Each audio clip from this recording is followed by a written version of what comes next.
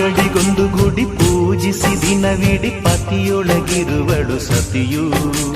ಸತಿಯು ಅವಳೇ ಮತಿಯು ಅವಳೇ ಬಾಳಿನ ಹಾಡಿಗೆ ಶ್ರುತಿಯು. ಪತಿಯ ಏಳಿಗೆ ಸತಿಯ ಕೈಲಿದೆ.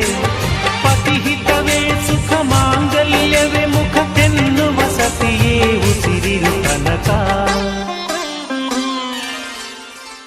ಸುಮತಿ ಸುಮತಿ ಶ್ರೀಮತಿ ಆರು ಗುಣಗಳೇ ನಿನಗಾರತಿ. ಮನಕ್ಕೆ ಒಡತಿ ಮನೆಗೆ ಗರತಿ.